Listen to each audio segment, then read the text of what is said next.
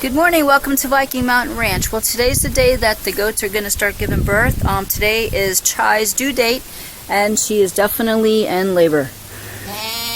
Yeah, she's chosen a stall that she feels comfortable with. Moans and groans. Yeah. She's being very sweet and affectionate. Every time I try to leave, she follows me out, so she's got at least another 4 hours before the babies are out. But at least it's going to happen in the daytime, and at least it's going to happen when it's not freezing cold. It's in the 60s right now, so it's quite nice. She's very large on both sides. She's breathing hard. Let me try. All right, girl.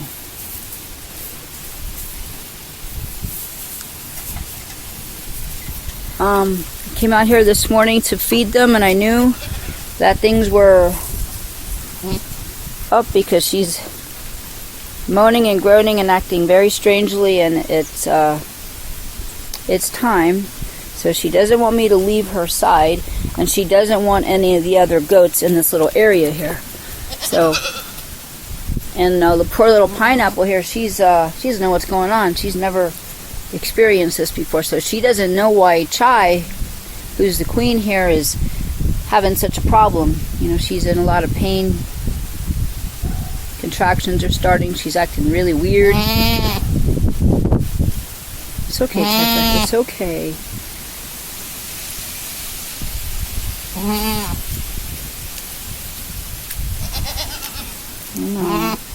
know. You're right. Let's go in here a little bit. So we have this area set up here that she can choose any stall she wants to go in. She doesn't want anybody around, no other goat. So they're all out there looking through the fence at her. It's okay. You're fine. You're fine. Okay, Chai.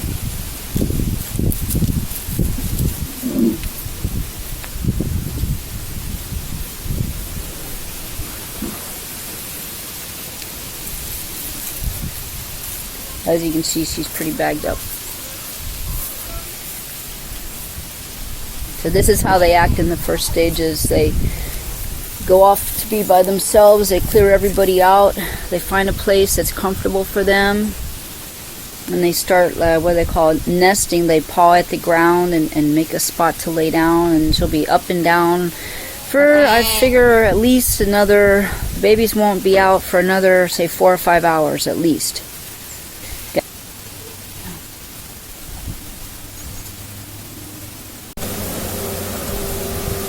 Okay, well, it's push time, so she's in here. It's been about 5 hours since the last time I gave you an update, and so she's in here, and now it's time to push. So she's having active labor.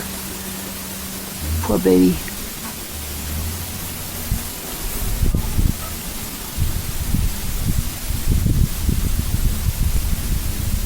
I'm just hoping that there's no breech babies like last year. We had Telltale last year, the one that came out with the tail first.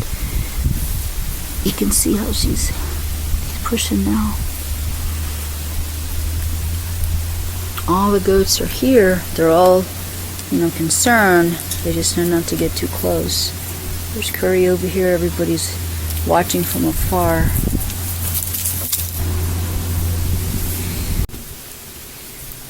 Okay, well, last night was it was a terrible night, and then it turned good. So yesterday morning at 7 a.m., Chai started labor. And so I knew it was going to be, a long all-day thing. That's how it usually is. And then about midnight last night, I knew that she was in trouble because she had been pushing for many hours and nothing was happening. I felt so bad for her. So I figured, oh no, what if it's like last year and there's a breech baby? Yeah, sure enough. So about 1 a.m. I decided, okay, I'm going to have to help her. I'm going to have to go in and see what I feel. I put the gloves on, used the vet lube, went in there, and I felt a back. I felt the spine. I knew I couldn't find any legs. I didn't feel any hoofs. I didn't even know which way it was. The baby was sideways, and their back was trying to come, and no matter how hard she pushed, nothing was happening. So all I did, I had to turn it to get its butt angled, so it could come through, and I could feel that it was making progress, so I let her finish on her own. So 30 minutes later, the first little baby was born, completely breech. Okay, well, all 3 babies, this is their second day. They're 2 days old now, and they're all doing really well. Chai has actually brought them outside. They're not even inside their little stall anymore. But yeah, they're doing really well. Right, Chai? You did a great job. That little one right there in the back, that was the breech one.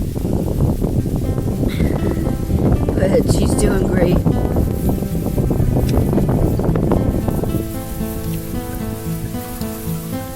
And this one over here is the little white one. She is this little brown one.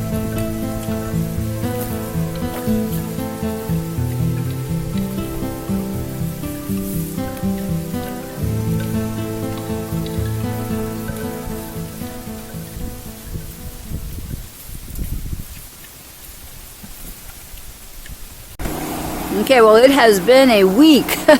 So it's customary that goats most of the time give birth in the middle of the night, which means it's a long night of no sleep. And here we are. So I have 8 babies. And as you can see, they're all doing well. They range from 1 day old to 5 days old. So Chai, she ended up having triplets. She had 2 little girls and a boy. This is her over here, and last year she had triplets as well. Coconut had 1 little baby, which is that white one right there. Little baby boy. And Tiamat, over here, she had 2, 1 boy, 1 girl. And they're over here playing, of course. Woo! And Curry, she gave birth to a little girl right there, the little black and gray one, and she had a stillborn baby girl. She was in labor for probably pushing labor for 15 hours. And what happened is I had stayed up with her, and she gave birth to the little girl. And then another couple hours, nothing happened, and she had just relaxed and seemed to go to sleep. And then woke up, and I took a nap for about 2 hours, got up again, came outside, she was still pushing, and she ended up delivering a stillborn baby girl, which was sad, but she's got 1, and she doesn't seem to, I guess she doesn't know. And Pineapple over here, she gave birth to a little boy. It was her first baby. And he's a perfect little baby. Right over here. He was born yesterday. So I keep them separated in the stall for a whole 24 hours. And then let them out so the mother can walk around and help to expel the afterbirth. They nurse all day. All of them. Everybody's doing really well.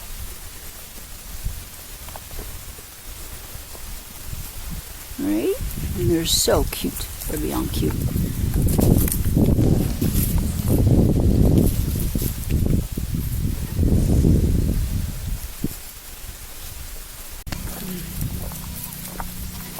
Okay, so the nighttime regimen, because we have predators, everybody needs to get locked up in their stalls. And these guys are only a couple days old, but they already know the procedure. They know where we're going, and they know where they're supposed to go. I mean, it's crazy that in 3-4 days they can learn this routine. So let's go on in, guys. Everybody has their own stalls.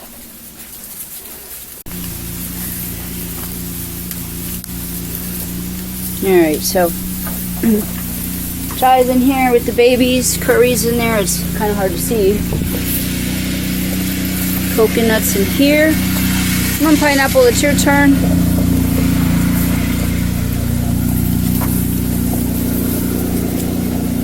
Come on.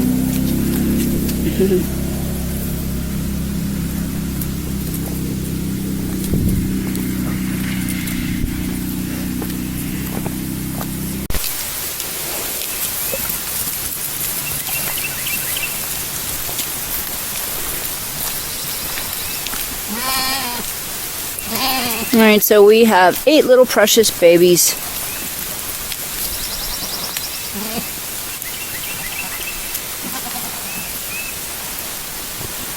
Comes Curry's little prancer.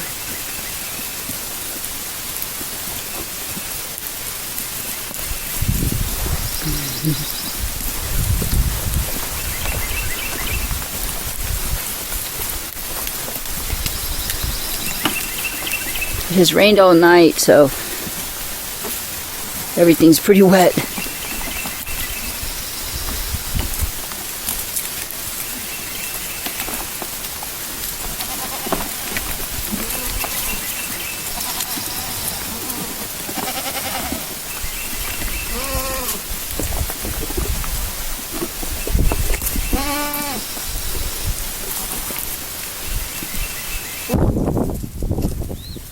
So what I'm doing is, because they've eaten the bark off these cedar trees over here and killed them, I am chopping them down and removing all of these dead trees here, because I'm gonna seed it and make more. Of course the chickens are eating the grass seed that I put down.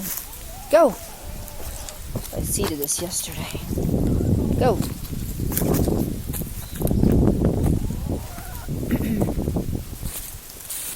You can see the clover that's growing in here.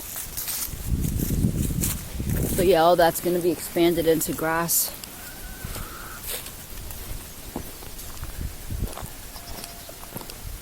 Unfortunately, see, cedar, these are eastern blue cedar, red cedar, and they grow the juniper berries. The goats, when they're confined in an area, they'll eat the bark off the tree. And that's what happened here. So they eat the bark, and then the whole tree dies. So, I mean, it's good for firewood because it's real flammable, but it's, you know, it's a shame, but that's what happens. Good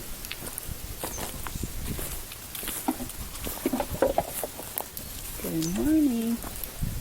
Everyone ready to eat?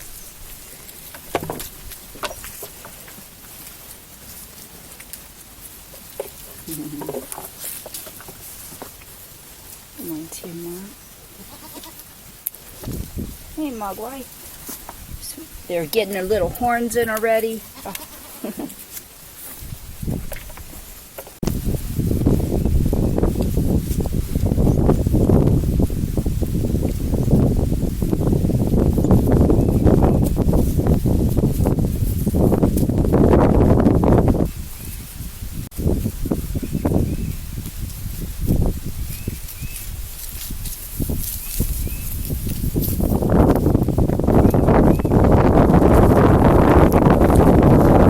Little ones are jumping up on top of it.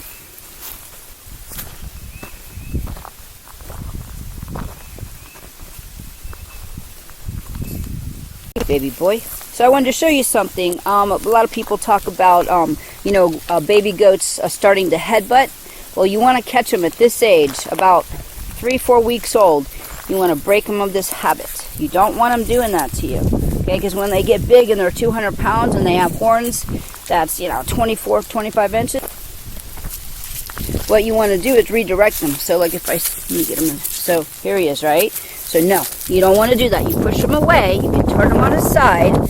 This is Marky, the goat guy. He teaches this in his class too.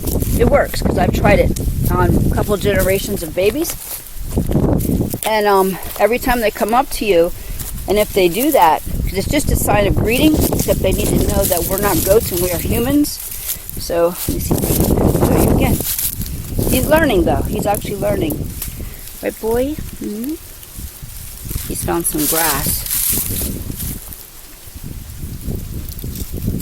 Try.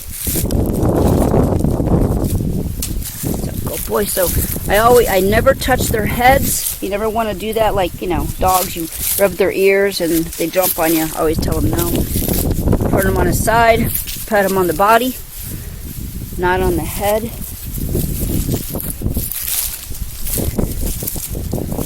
Right, Chai?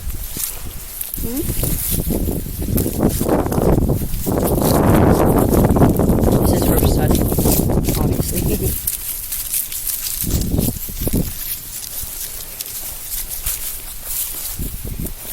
But they're so intelligent, you know. They learn pretty quickly, and it's not their fault, you know. If you have a big goat and he's headbutting you, it's because he wasn't taught, right? Little girl. No, they do each other. You know, you're not going to stop that. There's no way. They're going to headbutt each other because that's what they do. That's their greeting. That's their hierarchical. What they do to establish who's, you know, dominant. But they're always going to headbutt each other. Even the adults, they headbutt each other. The adults headbutt the children. It's just what they do. No. See? Turn them sideways. Okay. Here's Pan. This one's my favorite. Pan, come here. Pan's learned already. He doesn't headbutt. He does not headbutt anymore. Good boy. He knows. He's adorable. That face. Look at the little horns. You're so cute, Pan.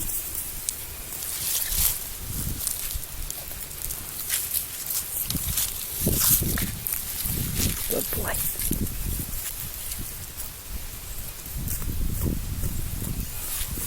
Early in the morning and especially right at dusk when the sun starts to go down, you can always hear them.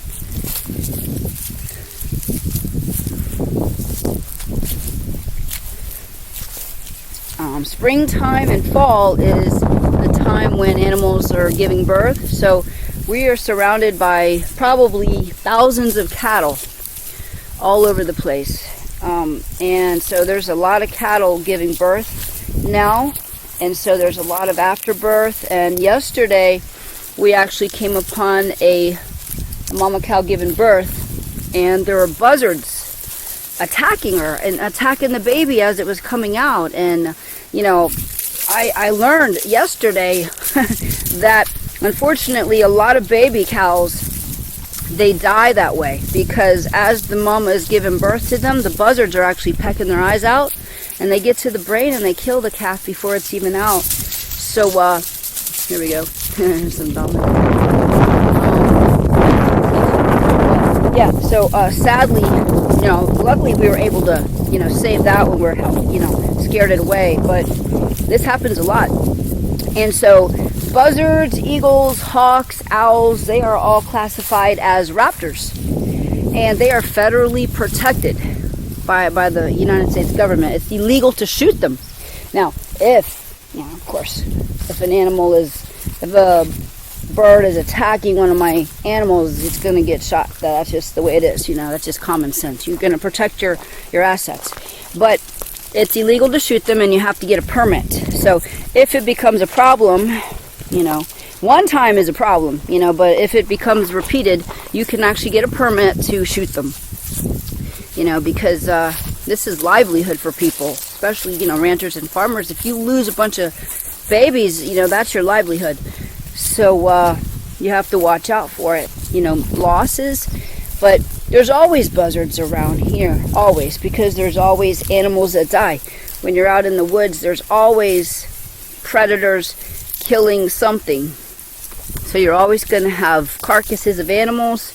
We have hunting season that just finished, so there's a lot of deer carcasses, you know, and there's always hog carcasses, wild hogs, because year round you can hunt hogs. So we're always going to have wild hog carcasses and rabbits and just, you know, natural death. So you always have to watch out and protect your animals. A lot of people around here have livestock protection animals like donkeys or the Great Pyrenees or different types of, but any dog really can deter, because we have 2 dogs. I have a mountain cur and a bloodhound.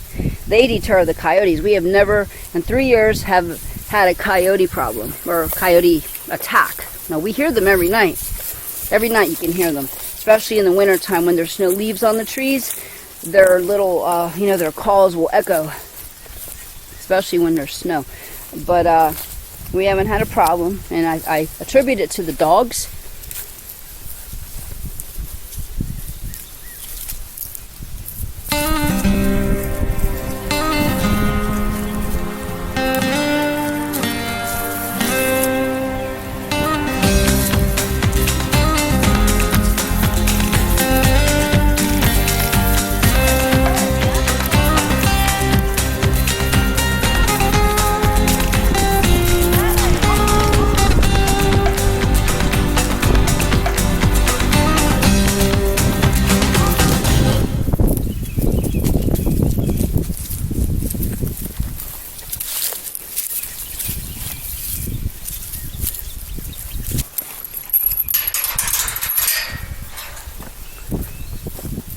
Let's go. Come on, Pan. Let's go, boy. Here's my little buddy.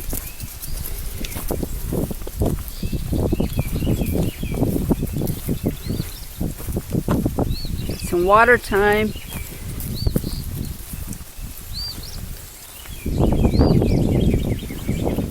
I mean, they're not going to drown in that. It's not a...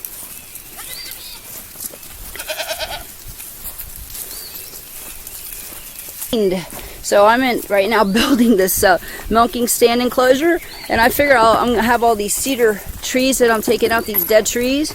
I'm just going to build them out of that because it's pretty sturdy, and it's a good enclosure. So that's the milking stand. The goats like to play on it. So in about 4 weeks they'll start milking again.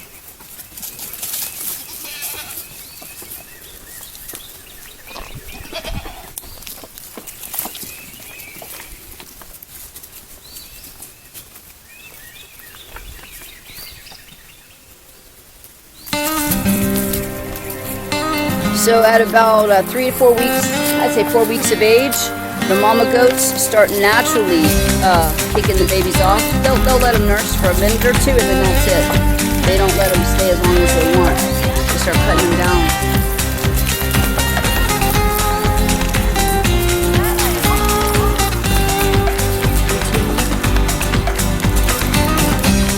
They love to climb on anything they possibly can.